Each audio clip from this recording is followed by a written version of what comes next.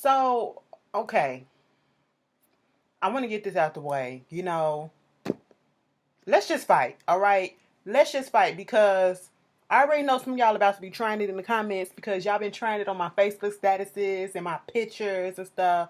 I post and I talk about my baby daddy, okay? And y'all up here fucking around trying to say that that's yours and oh no, bitch, we can do this shit right here if you want, okay? Because I will scrap up for Ralph Angel.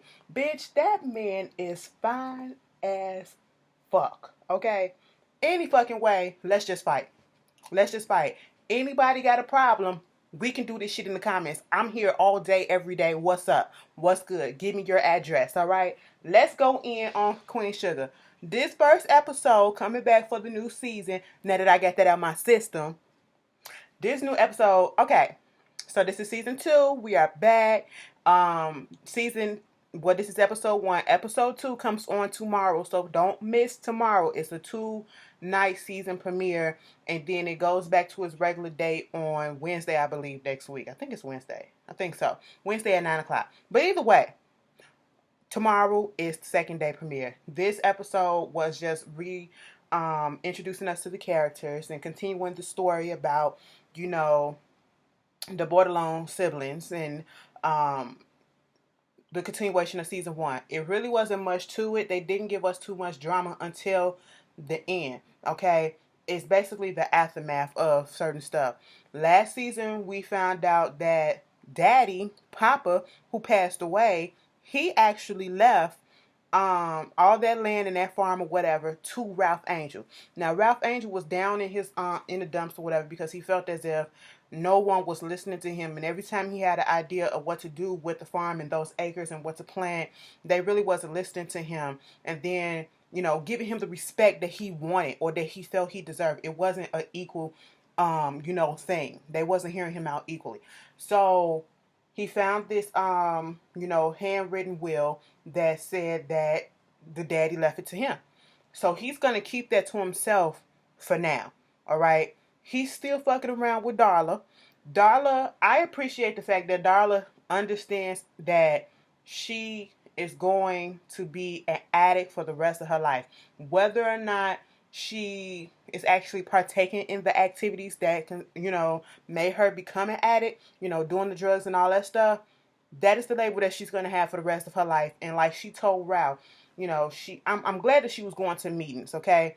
Because this can, when you go through something like this, and I've seen it happen before, you go through addiction and then you try to clean your life up, and then it seems like all of a sudden stuff is going too good, and you kind of self-sabotage, or you feel yourself trying to backslide for some reason. And I'm just glad that, she's trying to do something about the problem before it becomes a problem.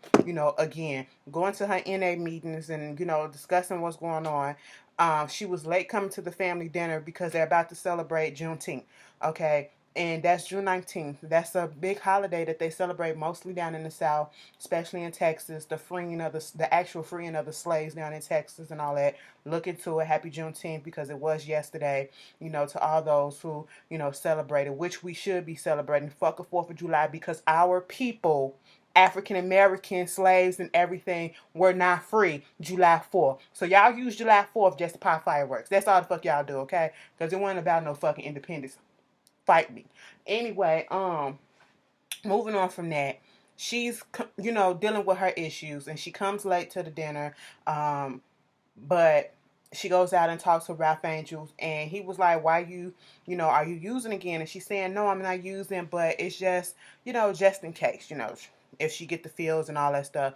And he was like, so you thinking that going and talking to a counselor and being in a room with a whole bunch of people who are addicts, former addicts or whatever, that's going to help you, stop doing drugs or not have that urge to do drugs? To me, I would think that would make you want to do it because you're around people who do it. I understand his outlook on stuff because that someone probably would think that you around the people that's doing this shit and you listen to all these stories, wouldn't that make you want to do some stuff? But it's also, they probably give an encouragement as to not do it and other techniques or whatever that you can do to get your mind off of it.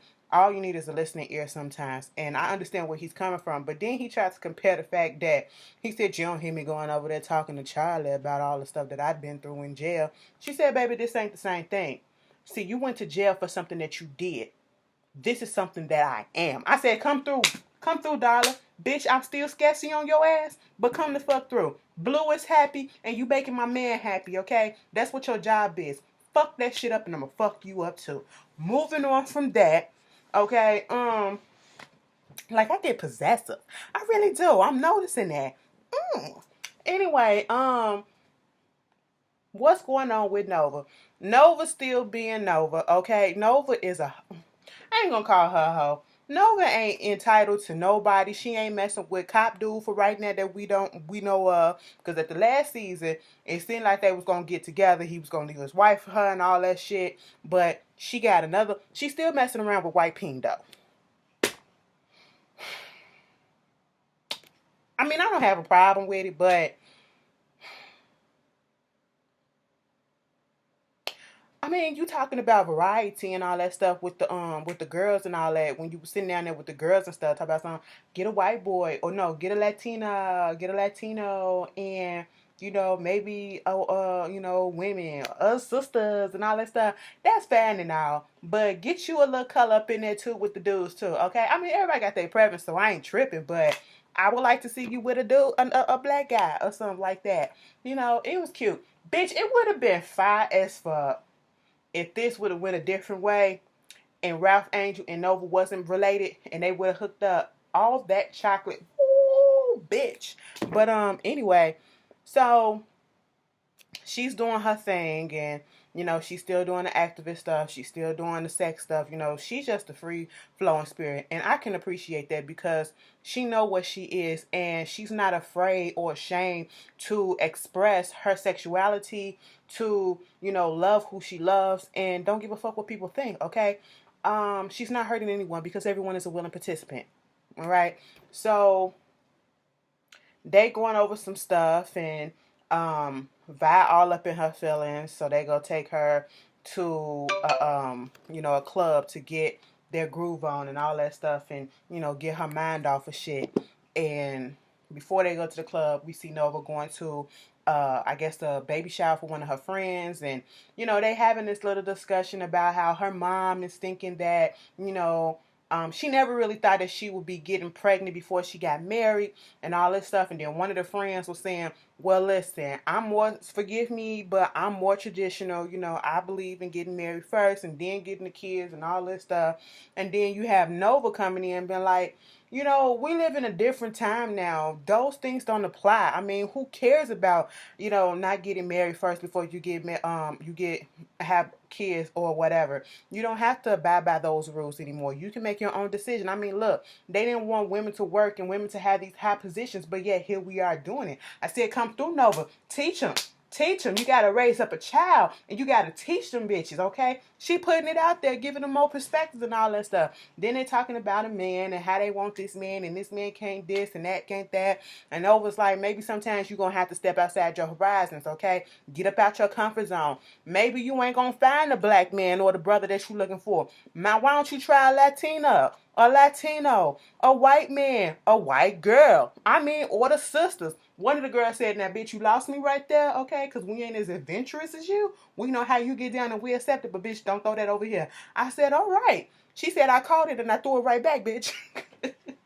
She was like, well, listen, since y'all looking for some dudes and stuff like that, here's this community bailout thing that I'm doing. Come down here and look at the brothers and all that stuff. You might find you something, get you a piece, all right? She was like, find you a berry, spit shine that nigga and turn him into a Barack. I said, oh, come through a little bit. I was liking that. I said, but you shouldn't have to get with somebody and fix them up into the person that you want them to be. But whatever. So moving on from that, that's when they go to the club. Charlie, they all in the club. First of all, Vi. Let me just get Vi out the way.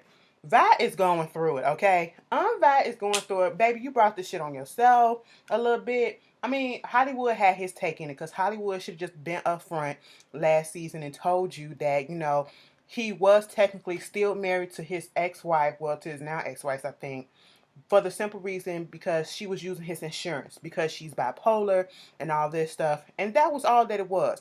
I understand Vibe being pissed off that, a little bit upset that he kept that from her or felt that he needed to keep that from her. But I don't feel as though she needs to be extremely pissed off as she was for them to break up the way that they did. And then he going back on the rig. Now you at home looking, stalking his Facebook, getting pissed off about what he posting and who he liking pictures of and what he doing. I called this motherfucker and he ain't even gonna answer the goddamn phone.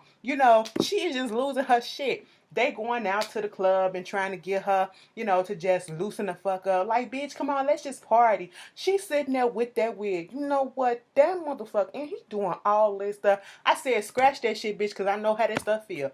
I don't wear wigs or whatever. But, bitch, at a certain point in time, once you get your hair done, that shit starts to itch. And you like, listen, bitch, let me throw some water on this and some shampoo and conditioner. Because, girl, it's a lot, okay? Moving on from that. They in there having a good time. Of course, Nova is the free spirited one, so she automatically get on that dance floor doing her thing, and this brother come up on. I said, "Come through. You better feeling on your booty. Do it." Okay, Val looking like, all right, Charlie getting it in too, until all of a sudden Charlie see Davis over there with some little girl. I don't know how old the bitch was, but she didn't look no more than 19, 20, okay? Or maybe 20 fucking once since she was up in the club. Like, she looked real, real mad young. And, of course, Charlie gets in her feelings. Charlie goes over there trying to confront Davis and, like, what the fuck is it? Why would you bring your ass up in here, with all the stuff that we trying to do, trying to make it seem as if everything cool and what I've done for you, and then keep the shit out the press, and you come up in here with her, and not only do you come up in here with her, but you're so obvious with it, and all this stuff. I said, calm down, Charlie. He was pissed off. She was pissed off. She was like, why are you here when you should be spending time with your son? Because it is Micah's birthday. He was like, first of all, Micah is the one that turned me down. He stood me up. So therefore, I'm out here. What the fuck did you expect me to do? I'm like, ain't y'all divorced? Who gives a fuck, Charlie? I understand what your feelings is, and I feel it. I understand. But at this moment in time, if y'all not divorced or y'all getting divorced, don't even fucking worry about what the fuck he doing. Don't let that deter you from what you doing. Okay? Because, and I'm pretty sure most of her feelings was she was irritated for the simple fact that earlier that day she had a meeting with these investors or whatever. I think it was Wall Street investors or whatever to invest in her Queen Sugar Mill. And they was all here for it. They was ready to sign on the dotted line. Up until they realized that Charlie was running this shit by herself, because at one point they said, let us get in contact with Davis and we can have something going. She was like, no, Davis ain't got nothing to do with this. He was like, well, if he ain't a part of it, we can't invest in it. And I said, damn, that's fucked up. And so she was like, I'm pretty sure I can talk to him or whatever. Now she thinking that she can't do anything without this man. And I'm pretty sure that's probably one of the reasons why she exploded on Davis at that moment. But it is what it is for right now. That's what happens when you marry an athlete that becomes, or somebody that becomes very popular in the media or in the entertainment celebrity field. That's what fucking happens. So she mad about that. Ralph Angel trying to figure out stuff about the farm and when to plant the seeds and stuff like that. Of course, at one point, the sisters find out that he was trying to do some stuff. They get a little perturbed. And I'm Vi trying to tell them, y'all need to calm the fuck down on Ralph, okay? Leave him alone, all right? Let him do what he do, okay? Anyway, at one point, did you see, I don't know if it was on the preview, but Ralph looked at Darla or somebody like that. I said, don't give them the dreamy bedroom eyes like that. Don't do that. Don't. I would go halfway straight for him. I really would. Like, just for one time. Like, I ain't even into that shit, but that is like, good. No, let me stop. This can't be happening this whole fucking season. I can't be doing this shit, okay? Because at one point, I'm going to get tired of it. Because I'm going to be questioning myself like, bitch, what the fuck are you doing? All right? Give me a couple more episodes. Give me a couple more episodes to get it out of my system, okay, y'all? I apologize. Some of y'all over there, doing the same thing. Ralph up there talking to Hollywood, too, on the phone about shit that's going on with the farm and everything. And a bye. and how Vi keep calling, hanging up, and all that shit. At one point, Vi finally gets Hollywood on the phone. Okay, she talking about what's been happening with Micah and all that, because Michael was missing at this point. Michael was missing. They waiting to have dinner because they back at the house. Everybody is there. Darla is there. Now we waiting on Michael to bring his ass back. Okay, earlier it was Michael's, this is Michael's birthday. Okay, they go out to lunch. He got a new car. He had lunch with his mama and his girlfriend Kiki. I said they so cute together. And he was like, I want to thank both of y'all for having this lunch for me. This is like the best thing that ever happened to me for my birthday, and I really appreciate it. I said, look at you, it's the simple things. It is the simple things. Kiki said, well, bitch, this is cute, no, but you mean to tell me this lunch trumps that car? I'm not buying it. He was like, fuck that car. My daddy brought me that car as a way to apologize and to bribe me to give him forgiveness. I said, Micah, no. He was like, I ain't got time for that shit. I said, but you still gonna roll around in that car? He said, you damn right. I said, all right, I would too.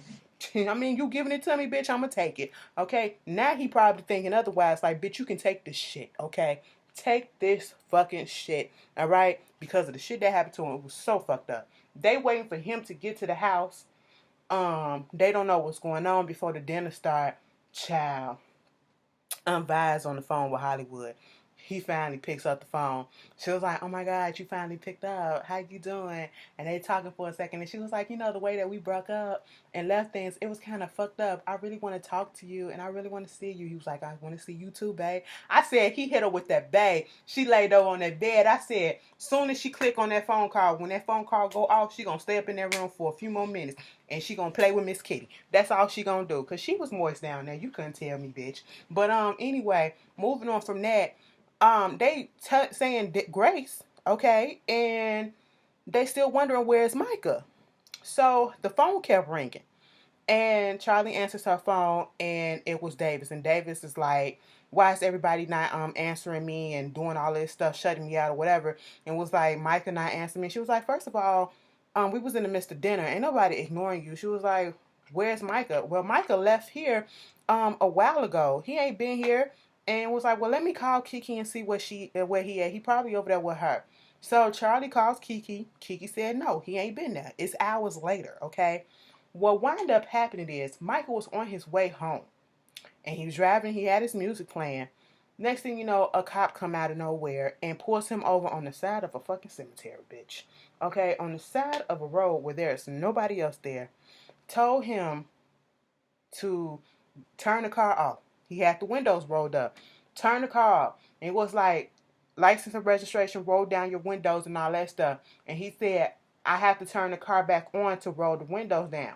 And then I guess he went on ahead and let him do that. And I'm getting flashbacks of what's been happening in the news and stuff, you know, with the Philando Castile case and all of that bullshit that's, oh, it just hurts my heart when I think about it. I was just having flashback. This is a young black boy who don't know nothing about that hood shit, don't know nothing about being, you know, on the lookout for police and the driving while black stuff. And he just looked like he's so lost, okay? Because he been sheltered. That's what it feel like, all right? Because when he let that window down, and I guess he was looking for his license, whatever, he was like, you live here? He was like, yeah, I guess. I mean, yeah, and it was like, is this your car? Yeah, my daddy brought me this car for my birthday. It was like, where your license and all that stuff. And he was looking for something, and he said it's not here and there in this car. It's at his home up in Louisiana, in New Orleans or whatever. And then I guess he was saying, where's the registration? And he was about to reach for the registration. Now, as soon as he reached over, without saying, sir, let me reach. I mean, even if he would have said that, dude would have pulled the gun out. But he pulled that gun out so quick. And what it boiled down to was this old white male cop, saw a young black boy in a brand new car, expensive car. Okay? That's what it boiled down to. Oh, of course, it's 9 out of 10 is not yours. You probably stole that shit. what are you doing here, and how did you get this? Or, you're probably a thug who got used drug money or whatever the fuck to get the car. That's probably all the shit that he was thinking of. And he pulled that gun out on him. And, Charlie is trying to figure out where her son is. Okay. Somehow, I guess they get a ping on, his car, because the cell phone is still in the car. They find the location of where the car is at. Nova and Charlie finds the car on the side of the fucking road. No one came out there to get that car. They arrested poor little Micah. Had that boy sitting up in there crying. He ain't built for this shit. He ain't never experienced no shit like this ever. He don't know nothing about this, and you can tell. The way he was, the emotions, and with all the stuff that Nova, he been around Nova. He know what Nova be working with, and, the injustice and dealing with all this stuff with crimes against black men and black folks in general, battle cops and all this stuff. He knows about that. So now he is actually about to live this stuff, because the way they treated him was so fucked up. I mean, we don't know the extent to what they did, but from what they showed us, they had him handcuffed, sat him down, and just left him there after they unhooked the handcuffs, uncuffed him, and he was asking, "Can I get a phone call?" And then a black cop, for him to say, "Yeah, you can get the phone call," after 400 other people who want a phone call. I said, "Ain't this about a bitch?" And then we see them put him in a cell with these grown ass men. Okay, he was scared shitless. All right, shit the fuck less, and I felt so bad for him. I felt so bad for him, because we don't know what could have happened to him inside that cell. We don't know what happened in between the time where, we didn't see him with the cop, or what the cop probably was saying to him when they arrested him, when they put him in the back seat, when they brought him there, when they had him up in the cell. We don't know what happened, okay? Whatever happened, it traumatized the fuck out of him, all right? When they finally found the car, the phone was still inside the car, okay? Then they realized that he is in jail. Charlie and Nova pulls up, go into the police station, and Charlie is talking to the white young officer that is on the desk. And you see the black officer over there too. And gonna say something. "My son is here. Michael West. Can you see if he here? Where is he? I'm Charlie West," and all this stuff. She did have a little hostile tone. That's because she was concerned. She was afraid herself about what might happen to her son. So I understand that. And for those that might say, "Well, she shouldn't have came in and had this demeanor or whatever," of course that ain't gonna, you tell me how calm you gonna be when you don't know where your child at. Okay, and with the way that shit is going on, you tell me how calmly you gonna do it. So she needed someone like a Nova to be there to calmly talk to them. Bitch, she was like the white cop whisper, because she was like, "Hello, my name is Nova Bordelon. Yeah, I work for this newspaper and all this stuff, and I do stuff about police brutality on black folks and all this shit. And yeah, I just want to talk to you guys, and I just want to ask, do you have a Micah West in custody?" And he was like, "Let me check." That's when he went on ahead and checked, and then gonna say, "This is the fucked up part. They didn't even have him processed in the system. So y'all went on ahead to put him in jail in a cell, but y'all ain't processed him yet." I don't know how jail works. So is that how they do shit? Either way, that shit was fucked up. Okay? And then they kept saying, "Well, he's not there. He's not there. We don't have him in the system," or nothing like that. Davis come up in there. And Davis came in there. And as soon as they saw Davis, the white boy face turned from to, "Oh my God, the celebrity is Davis West. Oh my God." He was like, "Mr. West, I'm so glad that you're down here," and all this stuff. And then he was like, "Yes, my name is Davis West. And I'm just want you to know, can you look in the system and see if you see my son? He looks sort of like me. His name is Michael West. See if he's there. I got a call that he might be down here in the police department." I said, "Okay." They did it again and said, "No, we don't see him." The black guy comes out there and gonna tell him, "Well, we can go look in the back and see what's going on," and gonna tell the white boy to tell him, "Get a selfie." And he literally asked for a selfie, and Davis gave him a selfie. Now see, that's why I was done with Davis right then and there. I don't give a fuck. I don't give a fuck. So next thing you know, we see you put my son in jail, and you give me like some nonchalant ass bullshit, and then you gonna ask the dad because he's a fucking celebrity for a fucking selfie after you didn't lock my son up for some bullshit that he didn't do? Like, bitch, are you kidding me? And Davis, your ass obliged? Okay, so when they get out the jail and they finally get Micah, he comes out and he is so shook. He is so traumatized. He ain't even saying nothing about what happened. And Nova is trying to talk to him. And Nova looks down at him and noticed that this boy done peed his pants. Okay? He done pissed himself. And she trying to cover it up and telling him everything is going to be okay. Nobody's watching. It's all right. Meanwhile, Charlie is over there going in on Davis. Davis deserved it a little bit. And I understand why Charlie was pissed off. Charlie felt that he came down there and Uncle Tom shuck and jive, put on a little show, for the white folks in order to get their son out. All right. That is what he did. But if it wasn't for Davis coming down there and them knowing who he is and him being his celebrity and all that stuff, your son probably would have still been in there. So I get why you pissed off. But if it wasn't for Davis, your son probably would have been there a little bit longer. So I get it. I get both sides. But what I was here for, maybe Charlie was pissed off about the fact that he went on ahead and gave that selfie. Because, bitch, you really was shucking and jiving for that shit. I said you could have said fucking no. You could have said fucking no. You could have, bitch, what? Be the angry, whatever. I was just not here for that selfie part. I really wasn't. And so if Charlie was pissed off over that, I understand and I'm 100% behind him.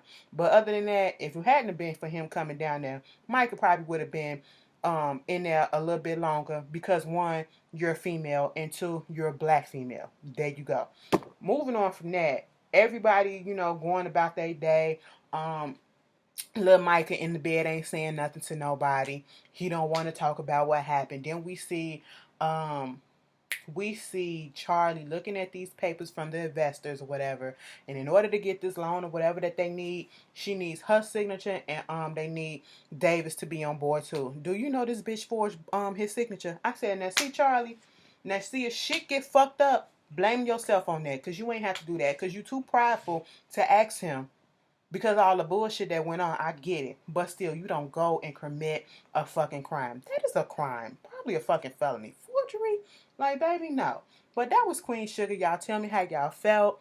Like I said, let's fight. Let's fight, okay? I will see you guys tomorrow for episode 2.